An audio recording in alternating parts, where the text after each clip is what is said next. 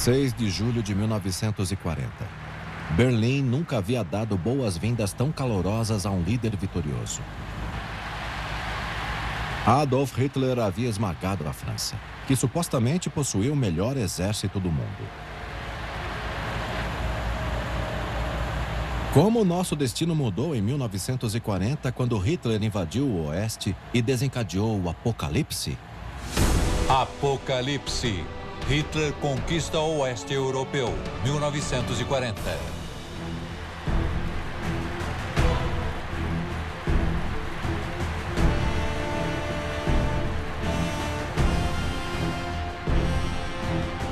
Primeira parte. A armadilha. Quando Hitler atacou, dando início ao maior conflito da história, ele já estava com 50 anos. Hitler foi cabo na Primeira Guerra Mundial e um militante nacionalista violento e racista que tomou o poder na Alemanha em 1933.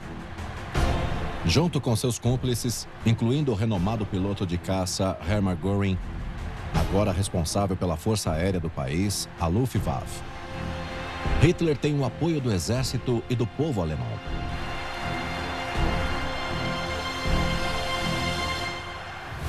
Em 1939, um ano antes da invasão à França, Hitler prepara seu grande ataque de seu chalé perto de Berchtesgaden, nos Alpes Bávaros, conhecidos como Berghof.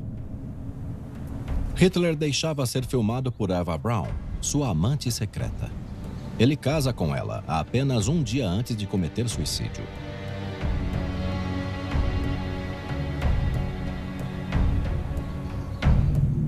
Hitler se considera casado com a Alemanha. Ele passa metade do ano neste ambiente tranquilo.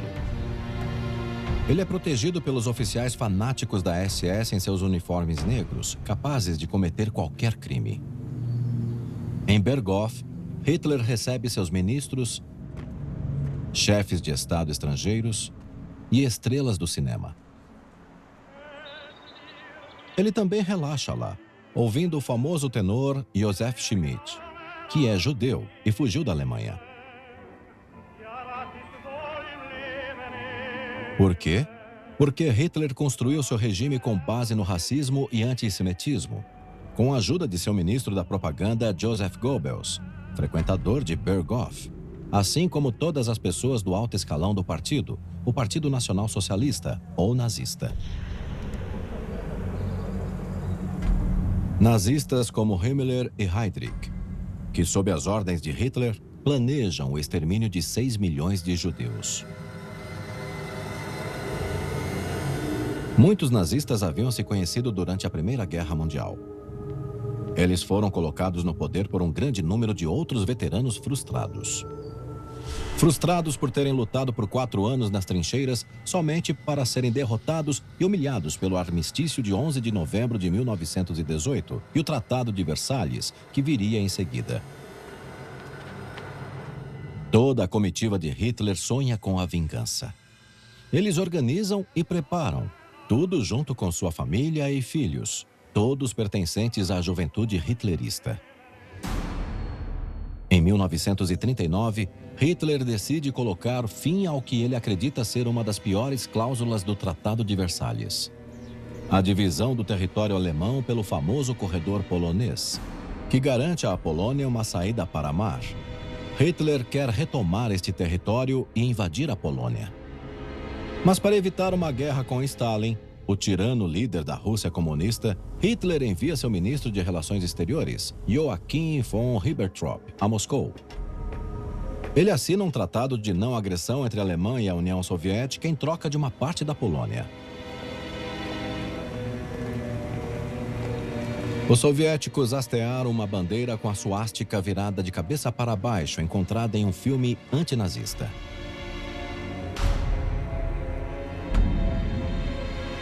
A assinatura deste tratado por Stalin com seus maiores inimigos gera uma crise grave de fé entre os comunistas, principalmente os que estavam na França durante as férias do verão de 1939. Alguns intelectuais deixam o partido, mas os trabalhadores comunistas permanecem leais a Moscou. O governo francês acredita que eles são capazes de realizar uma sabotagem no caso de guerra.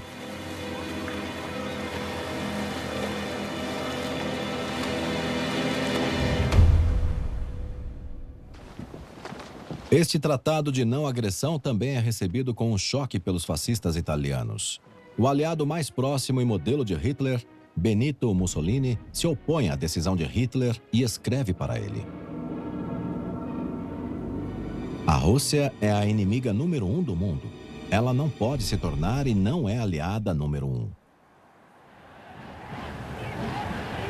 Hitler responde friamente: eu acredito que a existência de um exército alemão forte nos permitirá lidar com qualquer tipo de eventualidade a leste.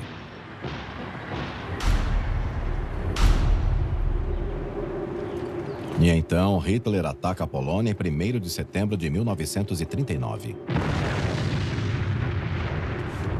2 dias depois, em 3 de setembro, a França e a Inglaterra, aliadas à Polônia, entram para o conflito. Era o início da Segunda Guerra Mundial.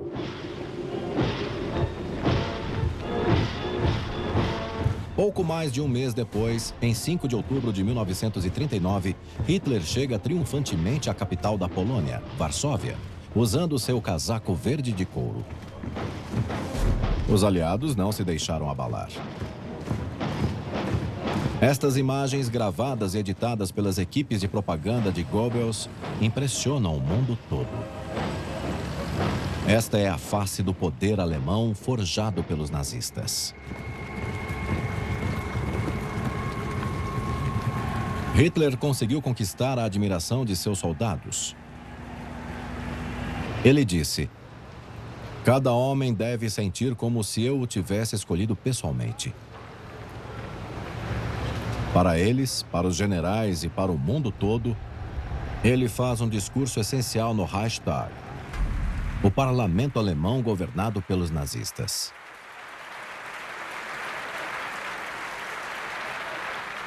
Nunca mais haverá outro novembro de 1918 na história da Alemanha.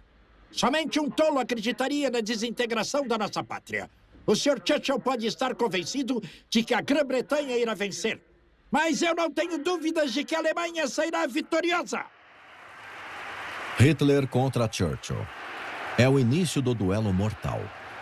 Churchill escreve: um vão se abriu, e desse vão saiu um maníaco de gênio voraz, representando e expressando os ódios mais nocivos que já corroeram o peito humano. O Cabo Hitler. Churchill tem 66 anos. Membro da família ilustre do Duque de Marlborough, ele foi criado, como de costume nesses nichos, para ser um oficial da cavalaria. Mas ao invés disso, se torna jornalista. Com o apoio de sua esposa brilhante, Clementine, ele se tornaria membro do parlamento e primeiro-ministro e lutaria contra todas as ditaduras. Quando a guerra inicia, ele é primeiro lorde do almirantado. Em outras palavras, ministro da Marinha. Ele passa a representar a resistência ao nazismo, o que leva Göring a dizer: com Churchill agora no governo, estamos de fato em guerra contra a Inglaterra. Göring começou a criar campos de concentração imediatamente após os nazistas tomarem o poder em 1933, como aqui, em Dachau. Um lugar para prender comunistas, maçons ou até mesmo cristãos. Basicamente, qualquer um que se opusesse ao regime nazista. Göring se tornou um acessório disposto a realizar qualquer tipo de perseguição.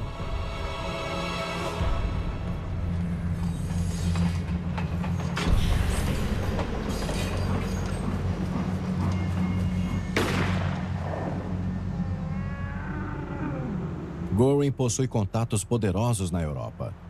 Seu companheiro de caça é ninguém menos que o embaixador britânico na Alemanha, Sir Neville Henderson, que aparece nesta curta gravação da coleção pessoal de Göring.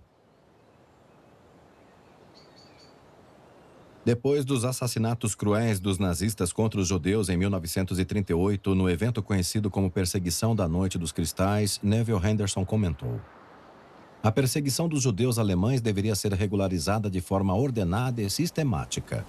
com o objetivo de não impactar tanto a opinião do povo inglês. O Sir Neville Henderson é reconvocado a Londres quando a guerra é declarada. Ele escreve o livro com o título revelador, O Fracasso de uma Missão. Para ele, esta declaração de guerra é um desastre. Ele sempre defendeu políticas de conciliação, porque assim como muitos membros da alta sociedade inglesa, ele simpatiza com o nazismo. Desde o aristocrata Oswald Mosley, líder dos fascistas ingleses, até a própria família real. O irmão do rei George VI, o Duque de Windsor, havia feito uma viagem até Berghof. Hitler sonhava em fazer um acordo com a Inglaterra. No princípio da guerra, a Grã-Bretanha envia uma força expedicionária para o norte da França, altamente enaltecida pela máquina de propaganda. A Grã-Bretanha e a França estão lado a lado novamente como há 25 anos, unidos por uma forte amizade. A antiga camaradagem entre ingleses e franceses está de volta. Os ingleses não são estranhos e, como disse Napoleão, um exército marcha sobre seu estômago. Por todos os lados atrás das linhas, os homens estão trabalhando, cavando trincheiras, erguendo parapeitos e fortificando suas posições. O Visconde Gord, comandante-chefe das tropas inglesas e herói da guerra anterior, está trabalhando lado a lado com o general Gamelin. O general-chefe francês Maurice Gamelin é um oficial sênior da Primeira Guerra Mundial. Ele é um homem cauteloso, porém indeciso, e está muito confiante com a famosa linha Maginot, as fortificações na fronteira com a Alemanha.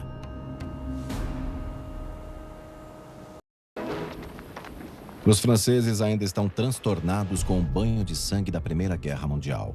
Há facções pacifistas e até simpatizantes ao nazismo dentro do país. Desde o ocorrido do caso Dreyfus no final do século XIX, o antissemitismo tem estado no coração das políticas francesas. Uma elite específica luta a favor da Alemanha nazista.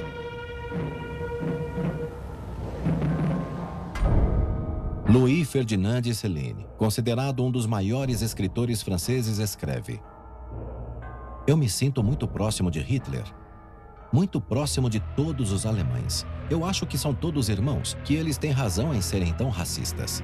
Eu ficaria muito magoado se fossem derrotados. Eu acho que nossos verdadeiros inimigos são os judeus e os maçons. É um crime sermos forçados a levantar armas contra pessoas da nossa própria raça, que não nos pedem nada em troca." França, primavera 1940. No início da primavera de 1940, os franceses continuam saindo em passeios de final de semana e filmando a si mesmos fazendo a saudação nazista.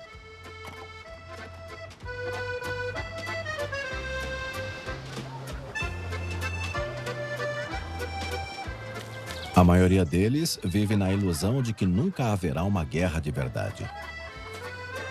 O Sr. Fernand Bignon, um fotógrafo pacifista de Gisors, continua tirando retratos dos pacatos normandos. Ele também filma sua filha de 10 anos, Jacqueline, que se interessa pelos motociclistas franceses e pelos muitos soldados a pé andando pelas ruas, sempre carregados de equipamentos militares.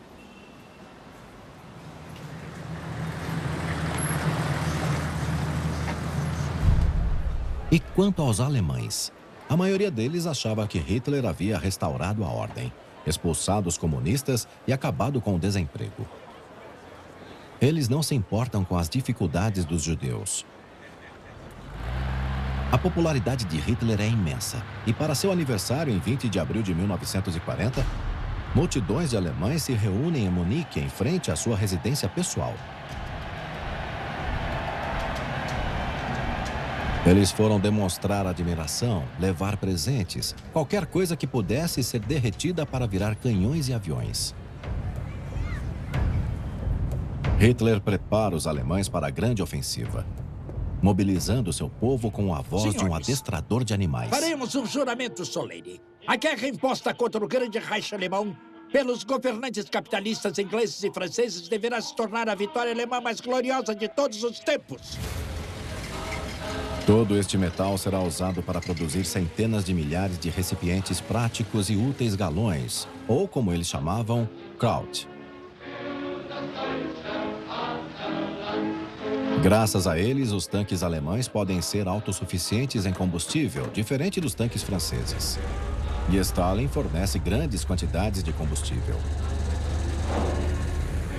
A Sitzkrieg, Guerra Sentada, permitiu que Hitler pudesse estocar materiais, rações e munições.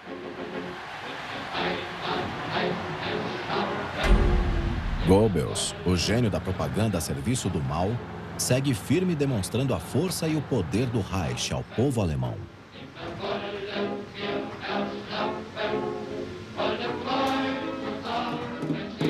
Mas será que os mesmos alemães que amam Hitler estão prontos para ir para a guerra? Nem todos.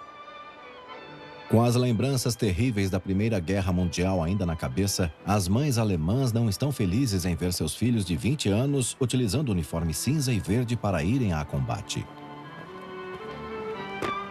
As namoradas também não. Ou as esposas. A maioria desses soldados foram transformados em fanáticos. Para evitar crises de ansiedade ou hesitação, são distribuídos 35 milhões de comprimidos de Pervitin, metanfetamina, para eliminar as dúvidas, dores e cansaço. Estejam todos prontos. Na noite de 9 de maio de 1940, a noite antes do ataque a oeste, a 7ª Divisão de Paraquedistas parte para a batalha. A nossa grande nação. Todos a bordo! Para seus aviões!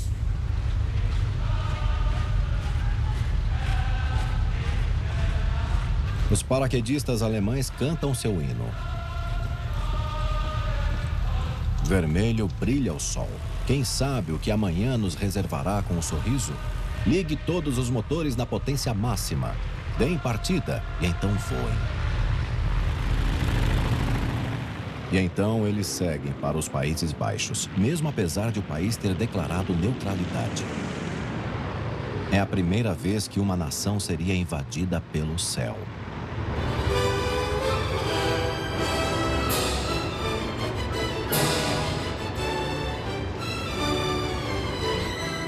Para Goebbels, cada imagem conta. E esta é uma mensagem para os ingleses.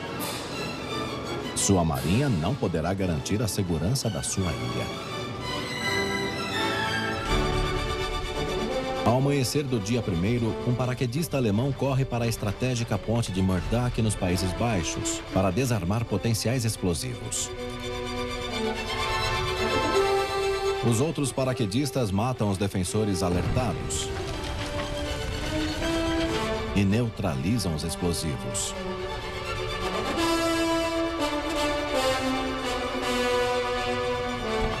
Enquanto isso, um soldado de elite alemão ataca simultaneamente o Forte Eben-Emael, a chave até a Bélgica. O forte está armado até os dentes com metralhadoras, impenetrável, exceto pelo céu.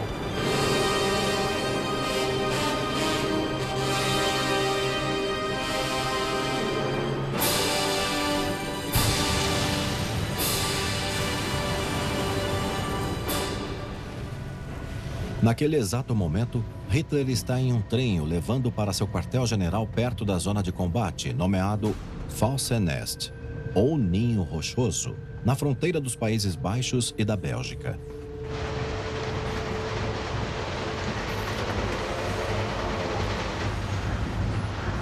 O início da manhã de 1º de maio de 1940 é o maior momento da vida de Hitler. Ele lança seus bombardeiros nos Países Baixos, dando início à invasão de Luxemburgo e da Bélgica.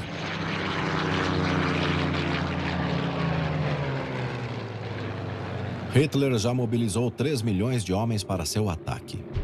Os aliados irão tentar impedi-lo com o mesmo número.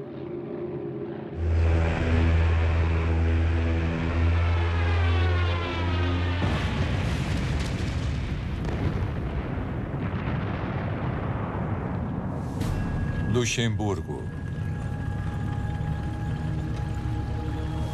Bélgica.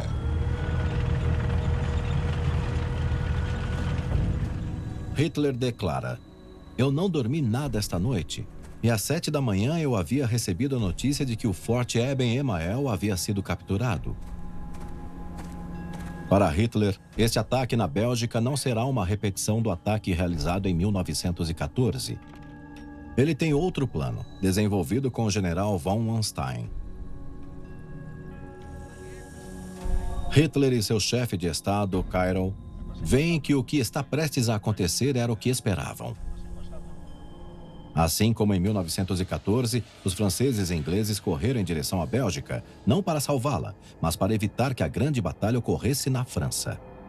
E esta é as mesmas armas e a mesma coragem. Eles têm tantos tanques quanto os alemães, alguns muito poderosos, mas eles estão espalhados por todas as linhas. Eles possuem uma artilharia poderosa, mas seus sistemas de comunicação são pré-históricos. As mensagens são transmitidas por mensageiros. Já os alemães têm rádios por todos os lados e máquinas de criptografia como a notável Enigma.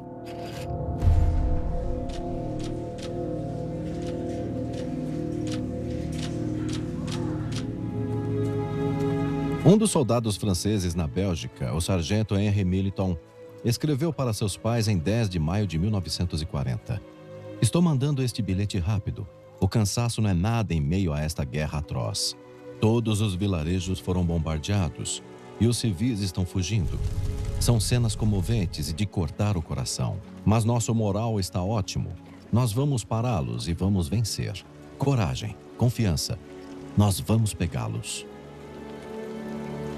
O sargento Militon é ferido em combate e morre 2 dias depois, aos 36 anos.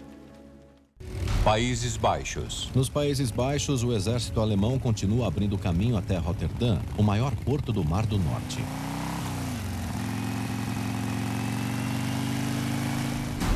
Roterdã. A resistência ativa está por todos os lados.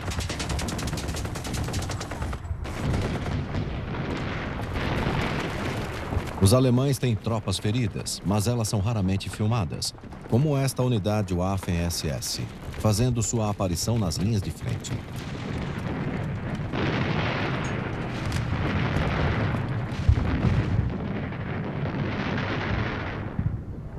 Depois de 4 dias de uma batalha desigual, o exército holandês se rende. Mas isso não impede o exército alemão de bombardear a cidade, matando 800 civis. Roterdã se tornou mais uma cidade vítima da guerra depois de Varsóvia. E também, em 10 de maio de 1940, Churchill se torna primeiro-ministro do Reino Unido. Ele imediatamente declara: "Eu não tenho nada a oferecer além de sangue, trabalho, suor e lágrimas." Churchill joga os fascistas ingleses da alta sociedade junto com seu líder Oswald Mosley na cadeia.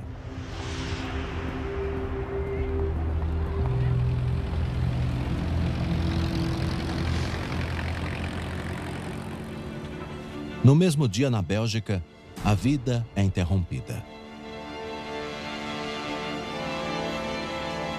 Mary Jane Gold, uma turista americana presa na França, vê milhares de refugiados nas estradas do norte. E escreve: "Esses nômades involuntários nas profundezas do desespero continuam sendo para mim a imagem mais terrível desta guerra."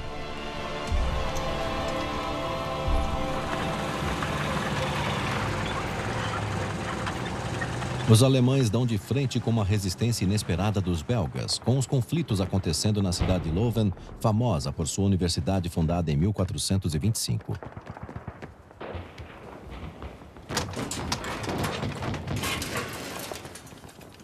Assim como em 1914, o sacrifício dos soldados belgas não irá evitar a destruição da preciosa livraria medieval.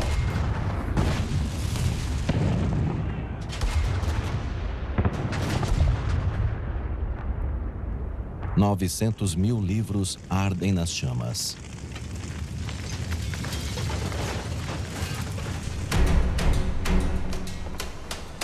Os alemães não têm pressa em expandir seu controle, esperando atrair as melhores divisões motorizadas dos aliados.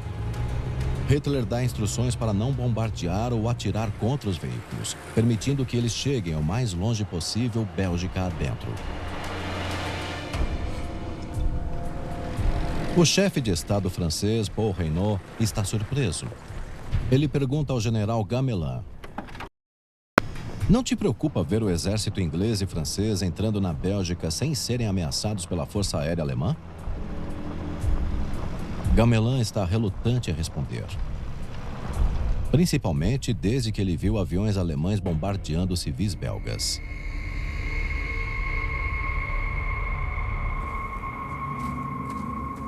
Hitler poupa a maior parte de sua força aérea em sua luta decisiva que ele está planejando com Göring, chefe da Luftwaffe, a unidade de combate aérea. Para o dia 1º de maio de 1940 e o ataque principal contra a França, Göring prepara 600 bombardeiros Dornier, Heinkel e Junkers.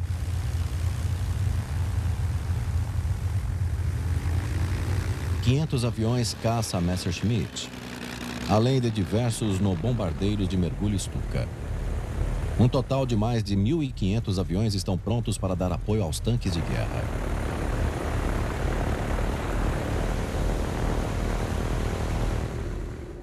Os aliados na Bélgica são pegos na armadilha de Hitler.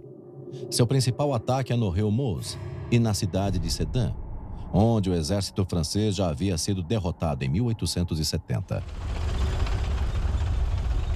Desde a manhã de 1º de maio de 1940, na floresta de Ardenas, uma fronteira natural, os tanques alemães têm dificuldades para atravessar o terreno difícil. A maioria dos defensores foge desses monstros, exceto alguns soldados belgas. O corajoso batalhão Chasseurs de Ardennes, que mantém os tanques em xeque durante um dia muito importante. Em 11 de maio de 1940, os tanques alemães conseguem atravessar a Ardennes e tomam Sedan. Os soldados da artilharia francesa usam sua munição com moderação. Eles esperam uma batalha prolongada, como a de Verdun. Em 13 de maio, sob ataque, as tropas de ataque alemãs abrem caminho pelo rio Mosa em seus botes infláveis. E os pioneiros constroem pontes para os tanques. As forças aéreas de Göring atacam implacavelmente por horas para acabar com o moral dos Chasseus. Além da precisão diabólica, os Stukas também são equipados com uma sirene de congelar o sangue.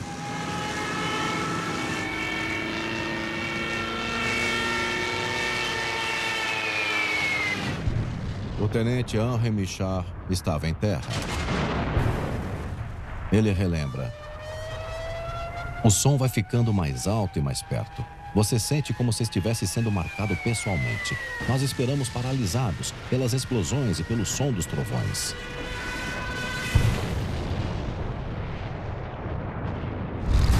Na manhã de 14 de maio de 1940, os alemães já haviam cruzado o rio Meuse. A frente francesa finalmente havia sido superada.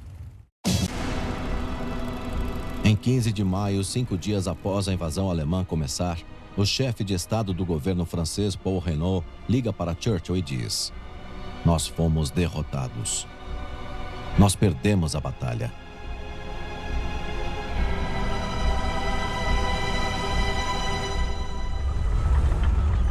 Os tanques alemães parecem imbatíveis.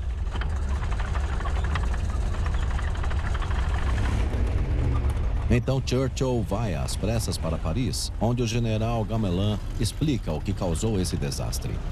Gamelin diz: "Números inferiores, equipamentos inferiores e métodos inferiores." Muitos soldados franceses de Mosa e Sedan tiveram que se render.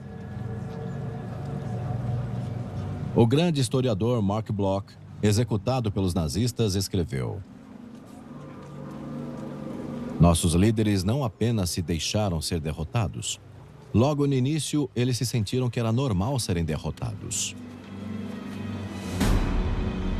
Em 16 de maio de 1940, Paris está vazia e sob grande ameaça. Churchill vê sacos de areia ao redor dos monumentos e fumaça saindo dos ministérios, que estão queimando seus arquivos. No dia seguinte, 17 de maio, Paul Reynaud demite Gamelin e o troca por 2 heróis da Primeira Guerra Mundial. O general Weygand, 73 anos, comandante-chefe, e Marshal Pétain, o herói de Verdun, de 84 anos.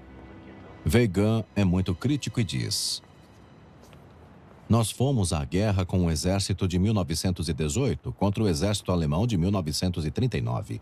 Isso é uma loucura absoluta." Em 17 de maio de 1940, as tropas aliadas abandonam a Bélgica e os alemães seguem em direção a Bruxelas. O rei Leopoldo III da Bélgica declara a capital como cidade aberta, para que ela não sofra o mesmo destino que Roterdã.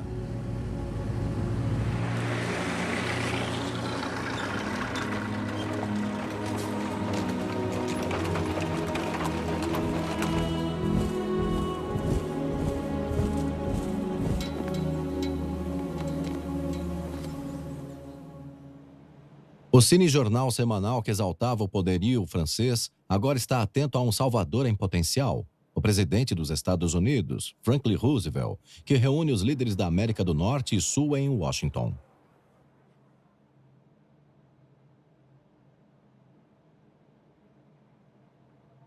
Eu sou um pacifista. E vocês, meus colegas, cidadãos de 21 repúblicas das Américas, vocês também são pacifistas. Mas eu acredito, de todo o meu coração, em todos os americanos. E que eu e vocês, a longo prazo... Será que os Estados Unidos de Roosevelt poderá voar e salvar as democracias, como fez antes em 1917? Para causar comoção, as notícias mostram a destruição terrível causada pelos bombardeiros alemães e a fuga desesperada dos civis.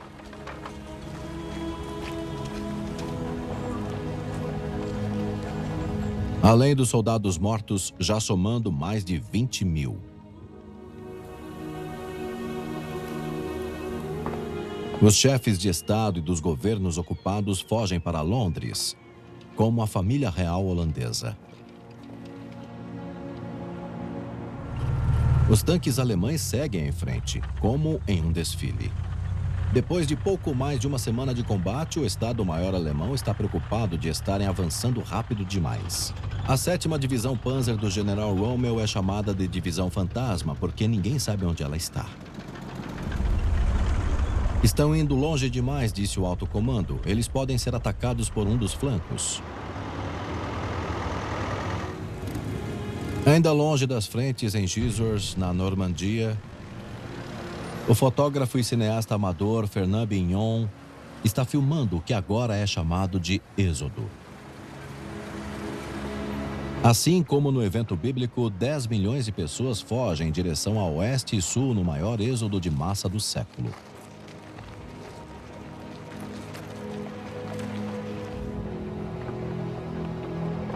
Em Gisors, sua esposa, a senhora Bignon, uma católica devota, não vê por que a filha do casal, Jaqueline, não deveria fazer a primeira comunhão.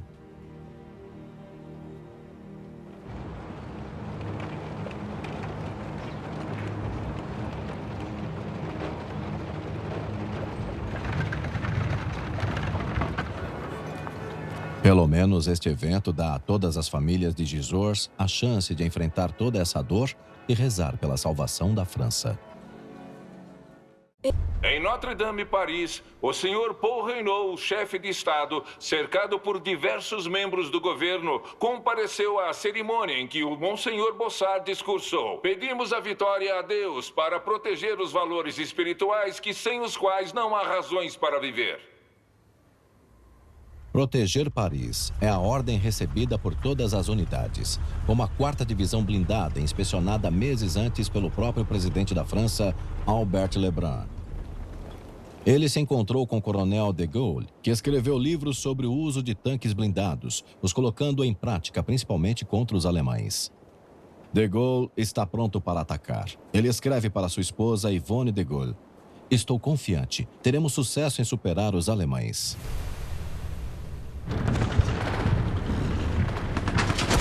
De Gaulle aplica sua teoria colocando os tanques em ação, os mandando para a guerra em 17 de maio de 1940 com o objetivo de atacar o flanco das fileiras alemãs em Mount Cornell.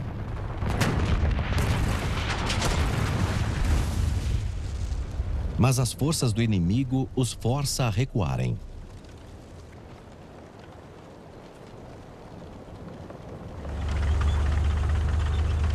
E o avanço alemão segue implacável em direção ao norte da França para fechar o cerco contra as tropas aliadas. Enquanto batem em retirada, alguns soldados franceses acabam se perdendo em meio aos alemães.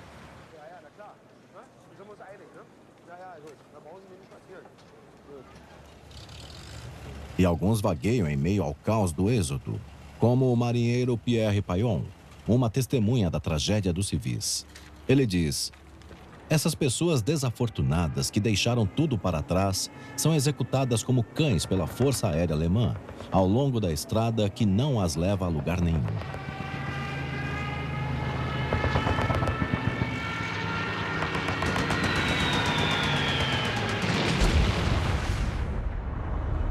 Essas metralhadoras matam 20.000 franceses, 6.000 belgas e 2.000 holandeses, todos civis.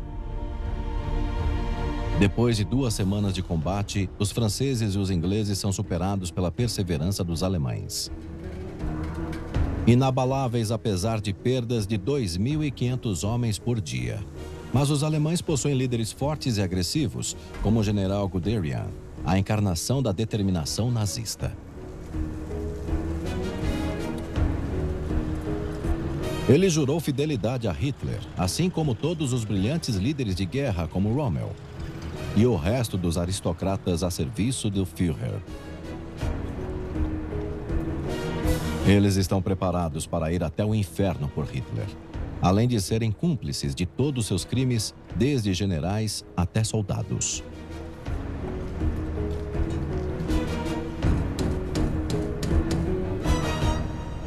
E agora, 150.000 homens das colônias francesas na África são prisioneiros dos maiores racistas do mundo. Karl Heinz-Mende, da 3ª Divisão de Infantaria, escreve: "A imagem desta mistura de raças de mente inferior e de rostos com expressões de escárnio é uma verdadeira desgraça." 24 de maio de 1940. Soldados ingleses, franceses e belgas fazem uma retirada organizada em formação até Dunkirk.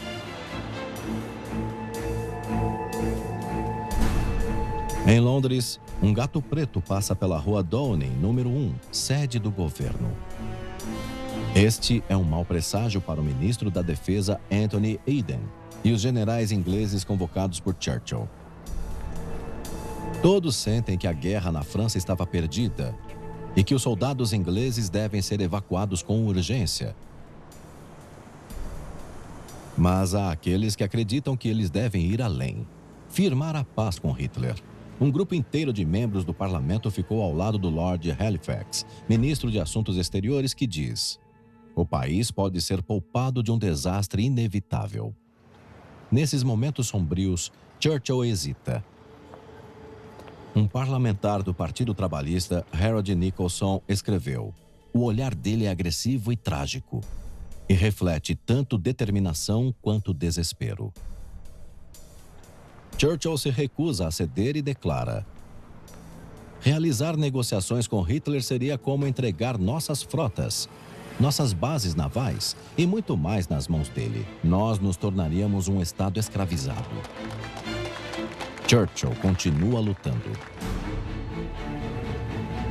Ele corre para autorizar a Operação Dínamo. Tudo que flutuasse na Inglaterra iria até Dunkirk para resgatar suas tropas. Centenas de barcos rebocadores, barcaças, barcos de passeio eram protegidos por 50 destroyers e arrastões armados, além dos navios de guerra franceses.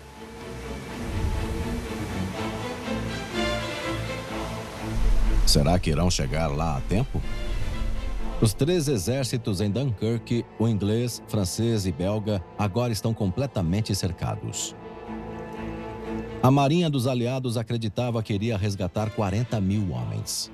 Mas havia 400 mil encurralados nas praias, esperando pelos navios ou pelo ataque alemão. Mas em 24 de maio de 1940, uma ordem direta de Hitler, a Hauptbefehl, fez com que todos os tanques alemães parassem. Muitos historiadores ainda tentam entender essa ordem, que acabou sendo um milagre para os aliados.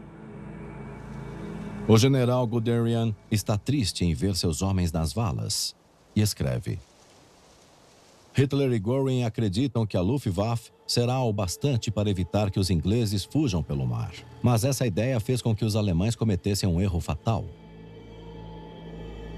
A verdade é que Hitler não tinha mais tanques o bastante para a segunda fase de sua campanha na França. Um número considerável de tanques foi destruído e o estoque de munição está diminuindo. Os homens estão exaustos, mas graças à metanfetamina, eles estão marchando e lutando dia e noite há 2 semanas. Mas se eles acabassem ficando sem a droga, iriam sucumbir rapidamente.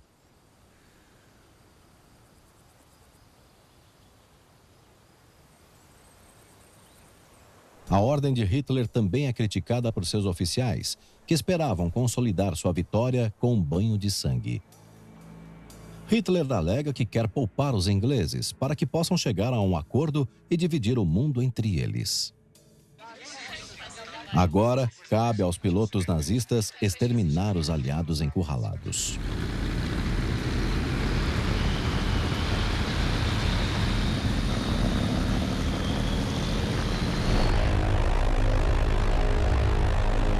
Os alvos são as praias de Dunkirk, onde essas centenas de milhares de homens estão aglomerados, além da frota dos aliados que havia acabado de chegar às praias.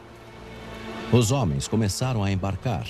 Mas será que essas pobres almas terão a mínima chance de sobreviver contra os ataques dos Stukas? Ou será que Dunkirk se tornará um apocalipse?